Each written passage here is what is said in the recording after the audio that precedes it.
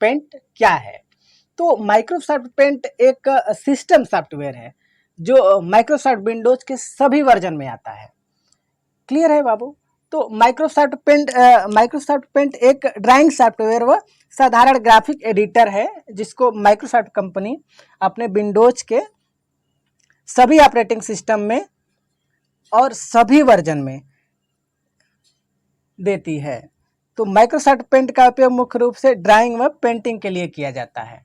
तो जब हम माइक्रोसॉफ्ट पेंट को ओपन करते हैं तो इसका एक प्रॉपर विंडो ओपन होता है, तो इस विंडो को ही समझना है हम लोगों को। तो जब हम माइक्रोसॉफ्ट पेंट को ओपन करते हैं तो इसका एक विंडो या पैनल ओपन होता है। तो कोई भी सॉफ्टवेयर जब ओपन होता है तो उस सॉफ्टवेयर के सबसे ऊपरी वाले भाग को हम लोग टाइटल बार बोलते हैं। टाइटल बार में बेसिकली 3 बटन पाए जाते हैं, minimize button, restore down button और क्लोज बटन। बेसिकली पेंट के टाइटल बार में फाइल का बाय डिफॉल्ट नेम अनटाइटल के नाम से सेव रहता है। जब तक कि हम फाइल को किसी नाम से सेव न कर दें या डॉक्यूमेंट को किसी नाम से सेव न कर दें तब तक डॉक्यूमेंट का नाम अनटाइटल नाम से दिखाता है। तो बाबू टाइटल बार में जो 3 बटन पाए जाते हैं, minimize button, restore down button और क्लोज बटन, इन्हीं तीनों बटनों को हम लोग कंट्रोल बटन या विंडो कंट्रोल बटन बोलते हैं।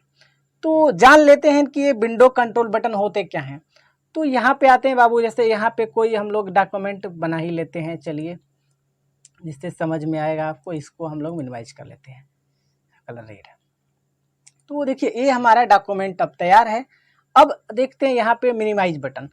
तो मिनिमाइज बटन का यूज हम अपने डॉक्यूमेंट को अस्थायी रूप से बंद करने के लिए करते हैं। जब हम इस बटन पे क्लिक करते हैं ना तो हमारा डॉक्यूमेंट देखिए अस्थायी रूप से बंद हो गया और कहाँ चला गया बाबू? टास्क बार में। क्लियर है? तो मिनिमाइज बटन का यूज हम लोग क्या करते हैं कि अपने डॉक्यूमेंट को अस्थायी रूप से बंद करने के लिए करते हैं।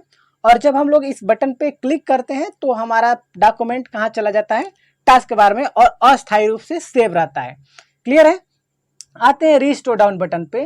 तो रिस्टोर डाउन बटन बाबू देखो क्या है कि ये मल्टी फंक्शन काम करने के लिए इसका यूज किया जाता है। मतलब कि रिस्टोर डाउन बटन का यूज अपने विंडो को छोटा या बड़ा करने के लिए करते हैं। जब हम इस पे क्लिक करते हैं तो देखिए मेरा विंडो क्या हो गया? छोटा हो गया। दोबारा से हम लोग इसको मैनुअली भी छोटा बड़ा कर सकते हैं ऐसे। अदरवाइज हमको पूरा बड़ा चाहिए तो हम लोग इस पे क्लिक कर देते हैं, बड़ा हो जाता है। तो वन क्लिक में क्या होता है कि विंडो छोटा होता है, और 2 क्लिक में क्या होता है? विंडो बड़ा हो जाता है। अर्थात रिस्टोर डाउन बटन का यूज हम लोग मल्टी फंक्शन काम करने के लिए करते हैं। क्लियर है? क्लोज बटन का यूज अब हम लोग अपने विंडो को या जो भी डॉक्यूमेंट ओपन है उसको क्या करते हैं? अस्थायी रूप से बंद करने के लिए करते हैं। क्लियर है बाबू? चलिए आगे चलते हैं। तो टाइटल बार के जस्ट नीचे होता है मेन्यू बार। तो मेन्यू बार में मुख्यतः पेंट के मेन्यू बार में मुख्यतः 3 बटन पाए जाते हैं, फाइल, होम और व्यू। तो फाइल को जान लेते हैं। तो यहाँ पे होता है क्या बाबू? न्यू। तो इस न्यू बटन का यूज हम लोग क्या करते हैं? इसे कोई नया डॉक्यूमेंट ओपन करने के लिए करते हैं। जैसे एक डॉक्यूमेंट पे काम करें और रिक्वायरमेंट आता है कि हम दूसरे डॉक्यूमेंट पे काम करें तो हम लोग न्यू बटन का यूज करते हैं। इसका शॉर्टकट बटन होता है Ctrl+N। क्लियर है?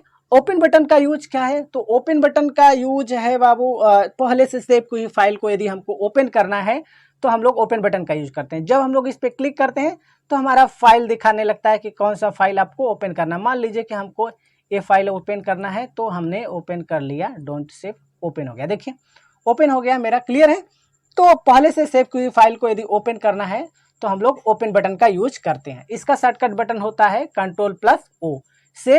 सेव का क्या है बाबू कि जैसे जिस डॉक्यूमेंट पे या जिस फाइल पे हम लोग काम कर रहे हैं उसको सेव करना है तो हम लोग सेव बटन का यूज करते हैं। इसका शॉर्टकट बटन होता है Ctrl+S। या तो आप कीबोर्ड पे Ctrl+S डायरेक्ट दबा दें तो भी वो सेव हो जाएगा, अदरवाइज आपको Ctrl+S करके करना है तो भी कर सकते हैं, इस पे क्लिक करके करना है तो भी कर सकते हैं।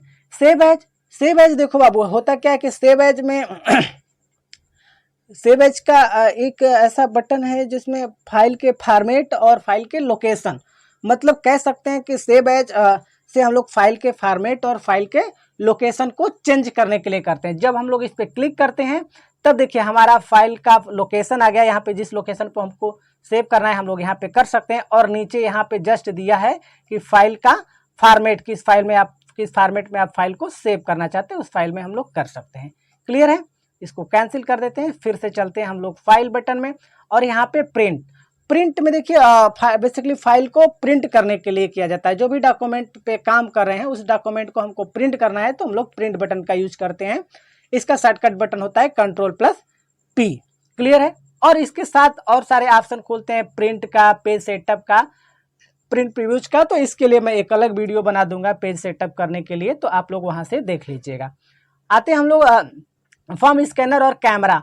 तो यदि यहाँ पे सिस्टम में स्कैनर और कैमरा लगा होता तो ये हाईलाइट होते, मतलब स्कैन करने के लिए, और कैमरा होता तो फोटो खींचने के लिए यहाँ से आराम से हम लोग कर सकते हैं।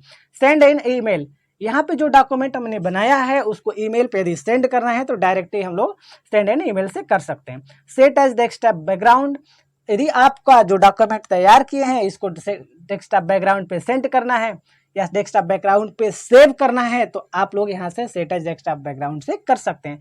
क्लियर है? इसमें भी 3 ऑप्शन खुलते हैं। इसमें देखिए सेंटर हो गया, टाइटल हो गया, फील हो गया। सेंटर में मतलब होता है कि ये केवल सेंटर को लेगा, टाइटल में आपका थोड़ा सा और सेंटर से बड़ा करके लेगा, और फील में क्या करेगा बाबू कि ये पूरा का पूरा फील करके ले लेगा पूरे डेस्कटॉप को। क्लियर है?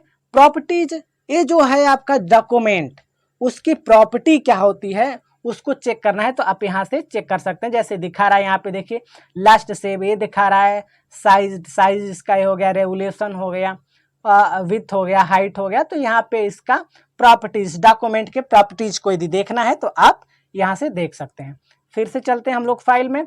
और अबाउट पेंट, जो ये पेंट का वर्जन है इसके बारे में आपको जानना है तो हम लोग अबाउट पेंट में आकर जान लेंगे। यहाँ से क्लिक करेंगे तो देखिए दिखा रहा है पेंट का जो वर्जन है वो। क्लियर है बाबू?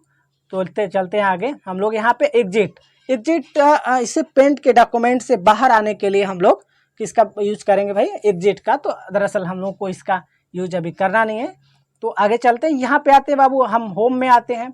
तो होम में क्या होता है कि देखिए होम का एक पूरा का पूरा रिबन है यहाँ से लेकर यहाँ तक, और रिबन में भी अलग अलग ग्रुप्स हैं। जैसे क्लिपबोर्ड का ग्रुप है ये, इमेज का ग्रुप है ये, टूल्स का ग्रुप है ये, शेप्स का ग्रुप है ये। यहाँ पे आ जाएंगे तो आप कलर का ग्रुप हो गया। तो यहाँ आते हैं क्लिपबोर्ड में। तो क्लिपबोर्ड एक अस्थायी स्टोरेज है जिसमें कट या कॉपी किया गया आइटम अस्थायी रूप से सेव रहता है। क्लियर है बाबू? चलिए आगे चलते हैं हम लोग।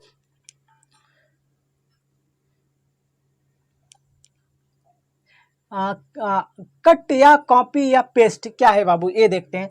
तो कट करने का मतलब क्या है कि या इसको हम लोग दूसरे लैंग्वेज में ही समझ लेते हैं। तो इस बटन का यूज हम अपने बनाए हुए डॉक्यूमेंट या शेप्स को कट करने के लिए करते हैं। कट बटन का यूज जब कट करते हैं तो वो डॉक्यूमेंट पूरा का पूरा वहां से कट जाता है, और उसको जब पेस्ट करना होता है तो हम लोग पेस्ट कर देते हैं। कॉपी करने का मतलब होता है कि कॉपी करने का मतलब होता है कि कॉपी करने के लिए, जैसे हूबहू डबल उसका बनाने के लिए, तो वो कॉपी हो गया। और कट या कॉपी किए गए आइटम को ही हम लोग जब रखते हैं तो उसी को बोलते हैं पेस्ट। ठीक है बाबू? इन सब का शॉर्टकट बटन, कॉपी का शॉर्टकट बटन होता है Ctrl+C, कट का शॉर्टकट बटन होता है Ctrl+X, अब पेस्ट का शॉर्टकट बटन होता है Ctrl+V। इमेजेस में आते हैं तो इमेजेस में होता है सेलेक्ट। जो डॉक्यूमेंट को सेलेक्ट करने के लिए बहुत सारे फॉर्म है, जैसे rectangular selection, free form selection, select all हो गया, invert selection, delete, transparent selection. तो इन सब ए पेंट का सबसे वेरी इंपॉर्टेंट चीज है, तो इसको मैं लास्ट में बताऊंगा। आप आगे चलते हैं, हम लोग इसको छोड़ते हैं। सेलेक्ट करने के लिए इसको जैसे कोई भी डॉक्यूमेंटेशन कर रहे हैं, कोई स्टेप वगैरह बना रहे हैं या कोई टैक्स ही ले रहे हैं, तो उसको सेलेक्ट करने का यहाँ से ऑप्शन मिलते हैं। जैसे आपको इसको आगे क्लास में बताते हैं। क्रॉप करने का मतलब है बाबू, जैसे कोई भी डॉक्यूमेंट है हम लोग इससे सेलेक्ट कर लिए, अब उसको क्या करते हैं हम लोग सेलेक्ट कर लेते हैं। सेलेक्ट करके क्रॉप करने का मतलब है कि कोई भी डॉक्यूमेंट उतना ही हम लोग क्रॉप करके ले लेंगे, बाकी सब डॉक्यूमेंट क्या होंगे कि कोई किसी काम का नहीं है। रीसाइज का मतलब है कि जो डॉक्यूमेंट हम लोग बना रहे हैं उसकी साइज कितना होगा, रीसाइज और बनाने हैं तो रीसाइज में बना लेंगे। रोटेट इस डॉक्यूमेंट को कितना एंगल पे आप घुमा सकते हैं वो है, तो आप यहाँ से रोटेट कर सकते हैं। क्लियर है? आगे चलते हैं, यहाँ पे हम लोग न्यू स्लाइड ले लेते हैं, अच्छा रहेगा, डोंट सेव न्यू स्लाइड। ठीक है बाबू, अब आते हैं हम लोग इरेजर में। इरेजर का काम क्या है? इरेज करना, मिटाना। पेंसिल का काम क्या है बाबू? पेंसिल से क्या कर सकते हैं हम लोग? लिखना है तो लिख सकते हैं। ड्रापर हो गया, ये आप कलर पिंकर हो गया, पिंसर हो गया। तो ये छोटी सी जगह पे कलर को पिंक करना है तो हम लोग पिंसर का यूज करते हैं। बकेट हो गया, तो अब देखिए पेंटिंग के काम में बकेट का क्या यूज है? तो कलर को होल्ड करके रखने का काम करता है बकेट। या पेंटिंग का जब भी आप काम कर रहे हैं तो बकेट में ही आपको क्या करना होता है कि पेंट को रखना होता है। तो वही समझ लीजिए। यहाँ पे टेक्स्ट है, तो टेक्स्ट से क्या करते हैं हम लोग कि यदि कोई इस पे कुछ लिखना है, अदरवाइज कुछ लिखना है, तो हम लोग टेक्स्ट बटन का यूज करके यहाँ पे कुछ लिख सकते हैं। ठीक है, जैसे ये लिख दिया मैंने। क्लियर है बाबू? अब आते हैं ब्रशेस। तो पेंटिंग में ब्रशों का क्या काम है? ब्रश करने के लिए, पेंट करने के लिए ब्रश ही चाहिए। तो यहाँ पे तरह तरह के पेंट के ब्रश हैं, आप लोग एक एक का यूज करके देख लीजिएगा, आपको सब सारा चीज समझ में आ जाएगा। देखिए यहाँ पे शेप्स में आते हैं, तो शेप्स भी बाबू देखो, शेप्स भी बताने की कोई जरूरत नहीं है, यहाँ पे रेडीमेड शेप्स बने होते हैं। आपको जो शेप्स चाहिए वो शेप लेकर आप इंसर्ट कर लो। क्लियर है? ठीक है, अब आते हैं आउटलाइन में। तो ये बता रहा है कि no outline, solid colour, crayon, maker, oil, जो भी नेचर पेंसिल। तो ये आपका जो शेप्स इंसर्ट कर रहे हैं उसके आउटलाइन को बताता है कि आपको आउटलाइन लेना है कि सॉलिड कलर लेना है, क्या लेना है।